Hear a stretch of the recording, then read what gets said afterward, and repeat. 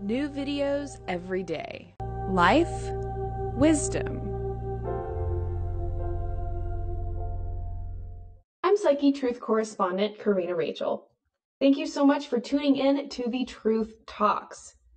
Today we're talking about digestive issues. So that's heartburn, acid reflux, Crohn's disease, IBS.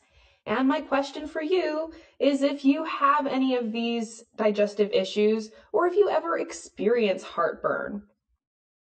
I'm joined today by Dr. Vincent Belanzi.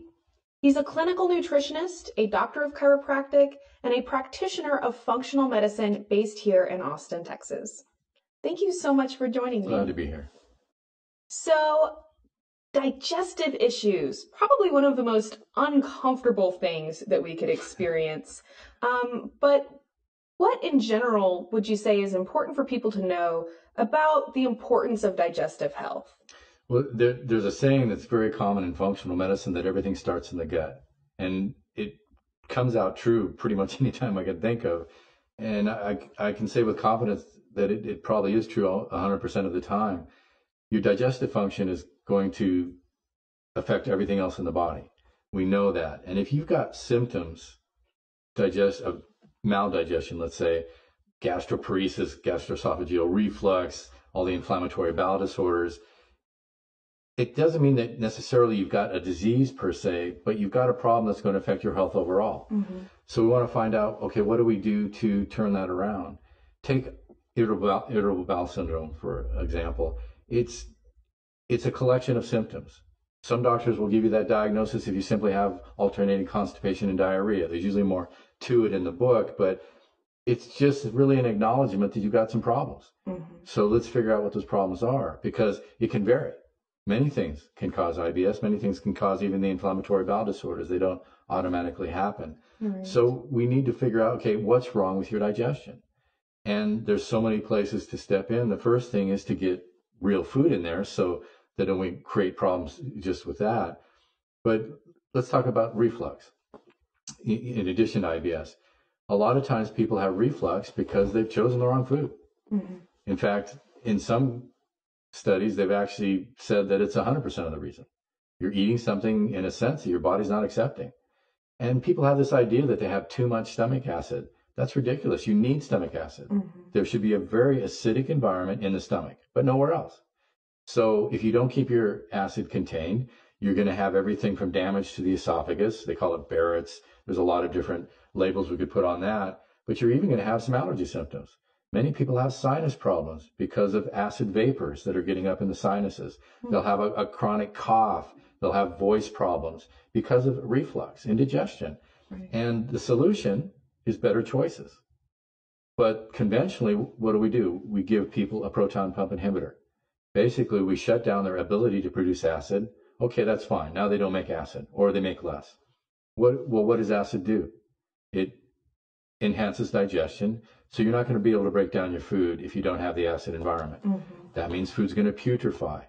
So now not only do I have a problem with things going bad in my gut, but I'm going to have probably gastroparesis because things aren't going to pass through. My body's going to recognize I didn't break things down. Mm-hmm. I'm not going to absorb certain nutrients.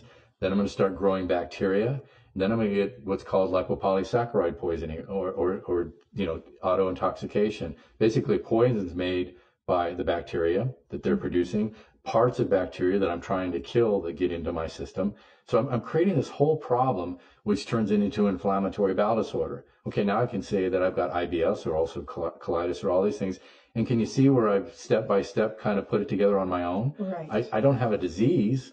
I've created a situation where things aren't functioning anymore. Do you know what the number one reason we make acid is? To digest our food. Actually, that's number two. Okay. Number one is protection. Mm. Self-protection comes from the ability to sterilize anything that comes in my mouth. Mm-hmm. So if I shut down my acid production, which think of how many people are on these drugs. Right. And I don't have acid in my stomach, okay, anything can come in my mouth, organisms, parasites, all kinds of things that I really wouldn't like in my body, but I've got no way to stop them. Right. So I get infections and other things that are going to cause more inflammation, and I create this gut environment that's not going to be able to prolong health at all. Right. Because largely, our first, I guess not our first defense, but a lot of our immune system defense it does come from the 60% of your gut. immune system is in your gut. Very Yeah. interesting. And in another video, you mentioned that most of the neurotransmitter serotonin is actually created in the gut. So if The bulk of neurotransmitters are in the gut. There's a lot of nerve activity in the gut itself. There's a lot that has to go on there. Your gut's got to figure out, is this good for me or not? What do I let in? I mean, there's a lot of thought processing to go on. It may be that your gut is the real brain. Right. And so there's neurotransmitters to keep this whole system going. And some of those neurotransmitters will even be used for the brain. So this idea that I need to take something to have a little more serotonin in my brain, maybe you should fix your gut. Right. And so, I mean, could we make the correlation that if our digestive health is compromised, that could actually result in, depression or There's no doubt. There's no doubt. There's many studies indicating a direct connection. Okay. They talk about psychoneuroimmunology, and they always have to incorporate the gut. It's a whole system. You can't say the brain's operating by itself. Very interesting. So, back to these diseases, you talked about several of them, ulcerative colitis and GERD and acid reflux and things like these. This isn't a condition that someone is just born with or suddenly contracts. They caught the flu. This is a condition that, has been created in their gut as a response to the foods they're eating. It's interesting that people look at their family history and they see that everybody has acid reflux. So they just figure, well, I'm supposed to have it. It must be genetic. But think about the fact that everybody's eating the same food and living the same habits. And that's probably the real clue. Right. So I've had so many people where I simply had them start eating different foods, and they no longer had indigestion after years of being on a proton pump inhibitor. And actually, in many cases, we had to give them acid and increase their stomach acid, and that's when they stopped having reflux. Right. So many times the drug itself causes the problem. So let's talk about what are the, I guess we could call problem foods that may be most harmful to our gut that we want to be avoiding, or that may have actually been the cause of our digestive issues. Well, non-foods, let's say, because a lot of things will do damage to the gut. Of course, if you eat anything spoiled, you're putting organisms in, and that's going to cause a problem.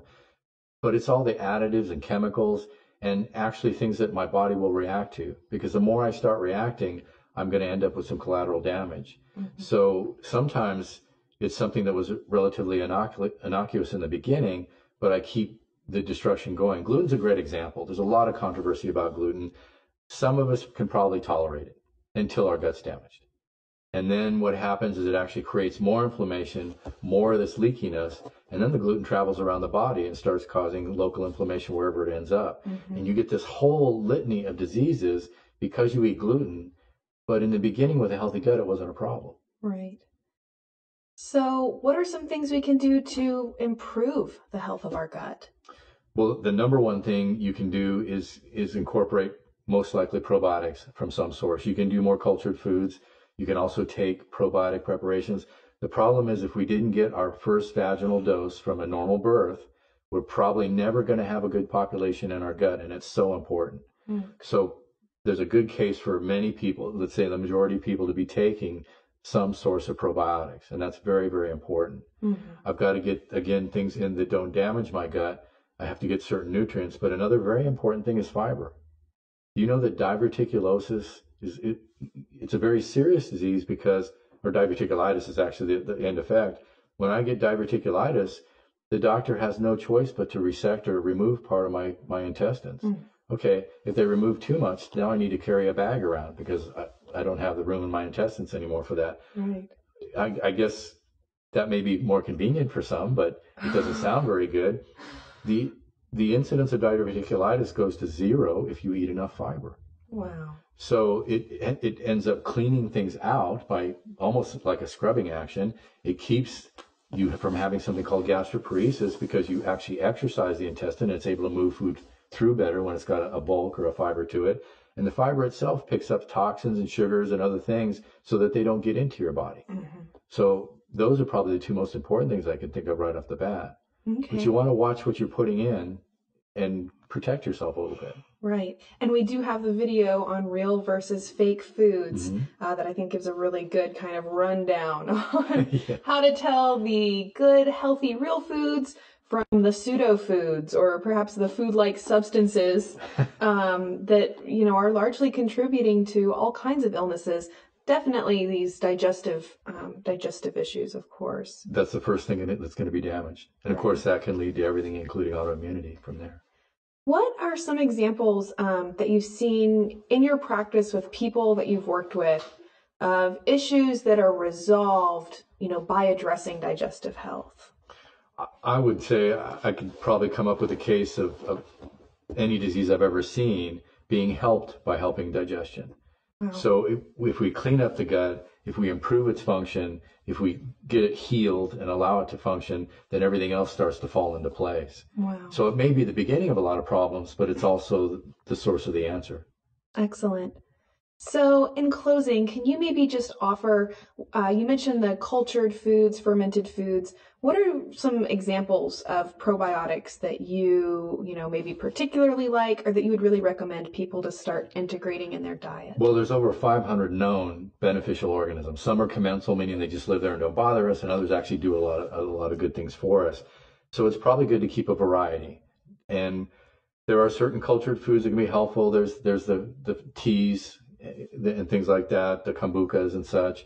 There are the cultured foods like yogurts and things like that. So that's a fair source if you're doing it on an ongoing basis. Usually, though, I'm dealing with people that have a need for higher doses. So we're going to use supplements. There's powdered supplements, there are capsules and other ways to do it. But you're looking for good varieties of organisms, especially bifidobacteria, Saccharomyces. But you want to see a variety of things in a high amount so that you can build a community, because it's not going to stay with you. You'll have to continue to regenerate it. Well, thank you so much for joining me today. You're welcome. And thank you for joining us. I hope you found this video helpful. Be sure to leave your comment, letting me know if you or someone you know suffers from any kind of digestive issues. Also, be sure to hit that like button if you liked this video and give us a thumbs up.